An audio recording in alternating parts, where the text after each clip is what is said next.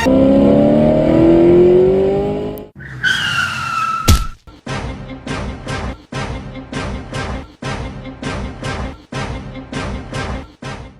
gida, ka sha hanya, sannu da dawowa, ya hanya, fatan duk ka baro su lafiya.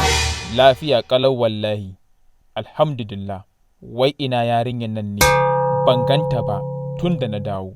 Mantawa nai, ban gaya maka ba, ɗazu ƙawarta ta biyo mata ta raka ta, wai za su je fati. Fati kuma, na sha gaya miki, ba na son irin abubuwan nan. Kin san zamani ya canza, mutane kiwonsu ake yanzu. Daman kwanakin baya, na ga wata sabuwar waya a hannunta, ina so na tambaye ki, wane ne ya bata? Gaskiya dai, ina tunanin wani saurayinta ne ya siya mata. Kin san tsadar wannan wayar kuwa? Ya kamata a kula, sabida ba na son karɓan kayan hannun samari. Ba dukkaninsu ba ne suke a gaban Allah, hattara. Ka yi haƙuri, don Allah ba za a ƙara ba. Bari na kawo maka abinci, don da ganinka alamun yunwa kake ji. To uwar gida, me aka dafa ne yau? Shinkafa ce da miya, sai ganye. In ce dai, ba gidan maƙocinmu kika siyo tumatir ɗin nan ba, ko? Kamar ka sani, can na siyo, tun daban da ɗan aiken da zan tura kasuwa ya siyo min. Kin san ina tsoro ko ya saka guba cikin tumatir ɗin. Sai da na fara bawa karen gidan nan tukunna kafin na kawo maka. To ai shi kenan, tun da kin ce haka.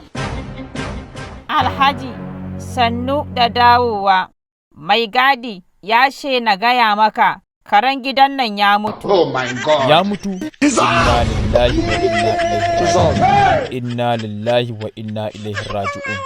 Daman ni tun can, hankali na bai kwanta da amincin nan ba, kawai ci nake. Na san yanzu yadda karen nan ya mutu, ni ma haka mutuwa zan yi. Uwar gida, ki yafe ni, zan roƙi gafararki, domin kuwa na yi miki laifi, don kuwa mun haifi yara har guda biyu, ni da 'yan aikin gidan nan. Ni ma mai gida, ka yi min afuwa, a cikin yaranka guda 6, 4 na mai gadi ne, 2 ne kacal naka.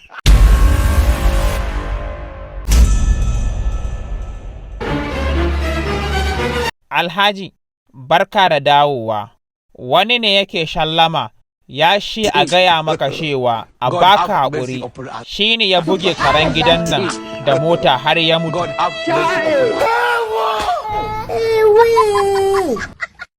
To, sai kuma ka danna mana wannan alamar ƙararrawa, shi ne za ka samu sabuwar ɗauka da zarar mun ɗaura. Yawwa, ko kai fa, godiya muke sosai, don da ku muke alfahari.